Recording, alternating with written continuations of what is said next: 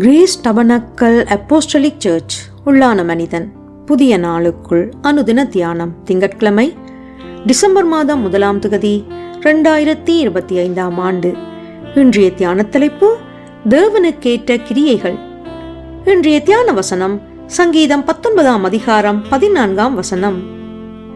என் கண்மலையும் என் மீட்பருமாகிய கர்த்தாவே, என் வாயின் வார்த்தைகளும் என் இருதயத்தின் தியானமும் உமது சமூகத்தில் பிரீதியாய் இருப்பதாக.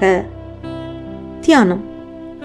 இந்த வருட ஆரம்பத்திலிருந்து ஆண்டவராகிய இயேசுவின் மலை பிரசங்கத்தை தியானித்து வருகின்றோம்.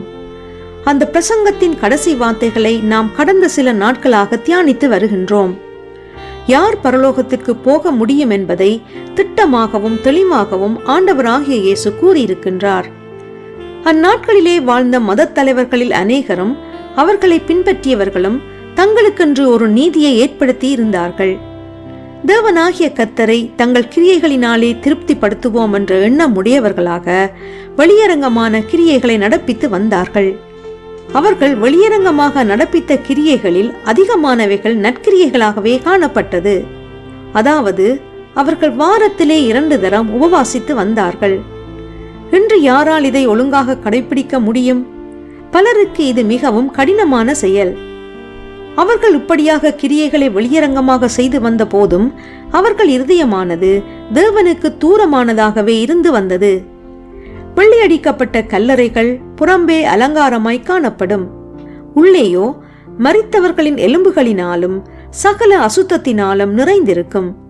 அப்படியாகவே அவர்கள் உள்ளம் இருக்கின்றது என்று ஆண்டவராகிய இயேசு மத்தேயு 23ஆம் அதிகாரத்திலே அவர்களை குறித்து கண்டித்து கூறியிருக்கின்றார்.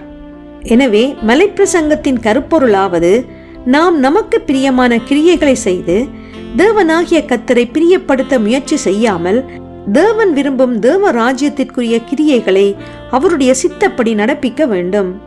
வெளியரங்கமான நற்கிரியைகள் இருதயத்தின் ஆழத்திலிருந்து புறப்பட்டு வர வேண்டும். தேவனுக்கு முன்பாக இருதயம் உண்மையாக இருக்க வேண்டும் என்பதை ஆண்டவராகிய இயேசு மிகவும் தெளிவாகவும் யாவரும் விளங்கிக் கொள்ளக்கூடிய விதத்திலும் கூறியிருக்கின்றார். எனவே மீட்பராகிய இயேசுவின் 1ஆம் வருகையை நினைவு கூறும் இம்மாதத்திலே நாம் தொடர்ந்து தேவனுக்கேற்ற கிரியைகளை நடப்பிக்கும்படி உணர்வுள்ள இருதயத்தோடு முன்னேறி செல்வோமாக. ஜெபம் செய்வோம். இந்த உலகம் கெட்டு போகாமல் நித்திய ஜீவனை அடைய வேண்டும் என்று உம்முடைய திருக்குமாரனை இவ்வுலகிற்கு அனுப்பிய தேவனே, நான் உணர்வுள்ள வாழ்க்கை வாழ எனக்கு கிருபை செய்வீராக. இரட்சகர் இயேசு வழியாக ஜெபிக்கின்றேன். ஆமேன். மாலை வாசகம் மத்தேயு 7ஆம் அதிகாரம் 24ஆம் வசனம் தொடக்கம் 29ஆம் வசனம் வரை.